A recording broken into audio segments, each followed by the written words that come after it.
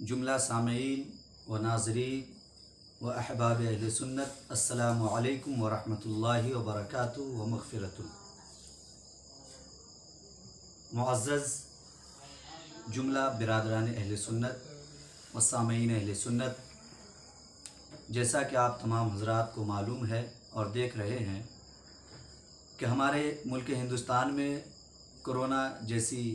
वबा की वजह से, बीमारी की वजह से लॉकडाउन का सिलसिला जारी है, जिसकी वजह से हम तमाम लोगों को नमाज और तरावी, जुमा वग़ैरह अदा करने में काफ़ी दुश्वारियाँ हो रही हैं। हुकूमत की जानिब से इजाज़त नहीं है। उसके लिए हमारे उलमाए किराम, हमारे मुफ्तियाने किराम, हमारे मुहक्किकीन ने अच्छी अच्छी तहक़ीक़ें पेश करके, रिसर्च करके हम तमाम सामईन के सामने पेश किया और उसी के मुताबिक हम लोग नमाज़ों को, तरावियों को अदा कर रहे हैं और अल्लाह तबारक व तआला के बारगाह में सर्वसुजूद हो रहे हैं और अपने नामा अमाल में नेकियों का इजाफ़ा कर रहे हैं। अब एक सवाल जो लोगों के जहन में है और लोगों के दिमाग में है, मैं आज के इस वीडियो के माध्यम से, इस वीडियो के ज़रिए ये चाहूँगा कि उस सवाल को मुकम्मल हल कर दिया जाए और उसका जवाब निकाला जाए। आलम इस्लाम की अज़ीम और अबक़री शख्सियत, मुहक्किक़ मसाइल जदीदा हज़रत अल्लामा व मौलाना मुफ्ती मोहम्मद निज़ामुद्दीन रज़वी,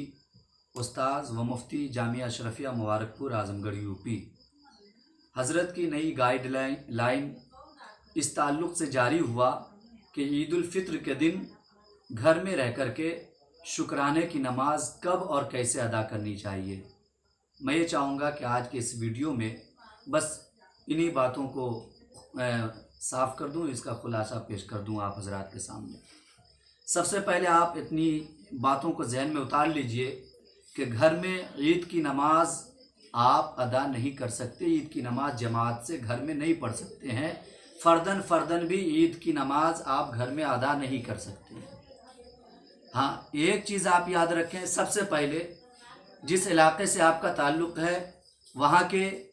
जो मस्जिद के ट्रस्टियान हैं, मस्जिद के मुतवल्ली हज़रात हैं, कमेटी के लोग हैं, या ईदगाह के ट्रस्टियान हैं और वहाँ के मुतवल्ली हज़रात, वहाँ के कमेटी के अफराद हैं, उन लोगों को चाहिए कि ईद उल फ़ित्र के से पहले ही अपने मस्जिद और अपने ईदगाह में ईद उल फ़ित्र की जो नमाज होगी, हुकूमत की जानिब से जो इजाज़त है कि 4 से 5 लोग ही मिल करके जमात के साथ ईद उल फ़ित्र की नमाज़ पढ़ें, तो हर जगह के मस्जिदों और ईदगाह के मुतवल्लियान को पहले ईद से पहले ये ऐलान करना होगा कि उनके यहाँ ईद उल फ़ित्र की नमाज का वक्त क्या है, उसके औक़ात क्या हैं। जब आप हज़रात को मालूम हो जाएगा कि आपके यहाँ ईद उल फ़ित्र के नमाज का वक्त क्या है, उसके औक़ात क्या हैं, तब फिर आपको ये करना होगा कि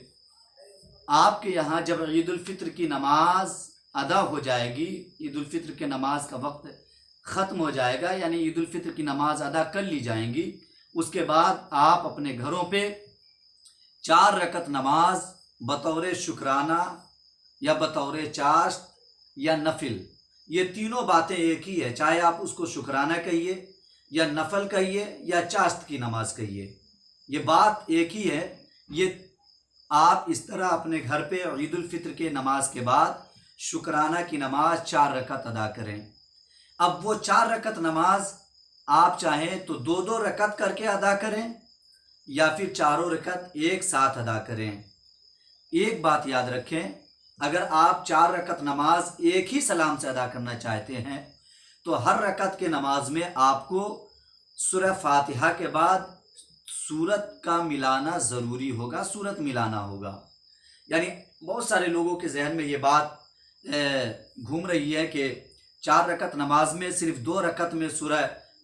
फातिहा के बाद दीगर सूरत को मिलानी है और उसके बाद 2 रकत में सिर्फ सूरह फातिहा से काम करना है। तो ये बात अपने जहन से निकाल दीजिए। आपको चारों रकत में सूरह फातिहा के बाद सूरत का इजाफ़ा करना है, सूरत मिलाना है। इस तरह करके आप चाश्त की नमाज बतौर शुक्राना नमाज कह लीजिए या बतौर नफल कह लीजिए, आप ईद उल फित्र के नमाज के बाद अपने अपने घरों में ये 4 रकत नमाज अदा करें। 4 रकत जब नमाज आप अदा कर देंगे, उसके बाद आप 34 मरतबा अल्लाहु अकबर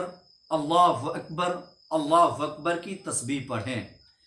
और जब इस तस्बीह को आप पढ़ेंगे तो यकीन माने अल्लाह तबारक व तआला आपके नामा अमाल में नेकियों का इजाफ़ा करेगा। और एक चीज़ याद रखें, अगर आप अपने घर में इस तरह नमाज का एहतमाम कर लेते हैं, यानी घर में शुक्राना की नमाज पढ़ते हैं और लॉकडाउन का जो सिस्टम है उसको, उस नियम को भी फॉलो करते हैं, और मस्जिद और ईदगाह में जो 5 लोग या 4 लोगों का सिस्टम लगाया गया है, 4 लोगों को इजाज़त है या 5 लोगों को इजाज़त है, वो लोग मस्जिद में जाकर के वो नमाज अदा करेंगे ईद की, और आप अपने घर में रह कर के बतौर नफल या बतौर शुक्राना या बतौर चाश्त की नमाज कह लीजिए आप पढ़ेंगे, तो अल्लाह तबारक व तआला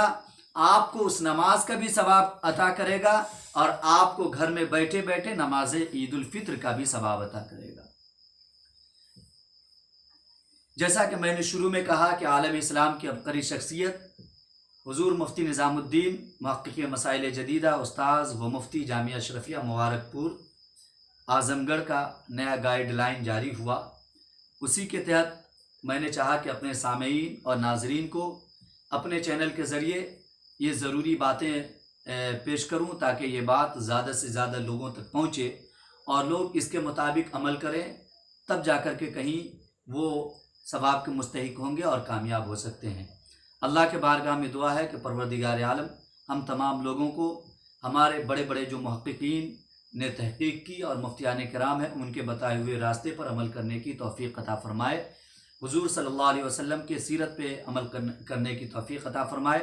रमज़ानुल मुबारक के फ़यूज़ व बरक़ात से माला माल फ़रमाए। अस्तग़फ़िरुल्लाह रब्बी मिन कुल्लि ज़ंबिन व अतूबु इलैह। ला इलाहा इल्लल्लाहु मुहम्मदुर रसूलुल्लाह। अस्सलामु अलैकुम व रहमतुल्लाह।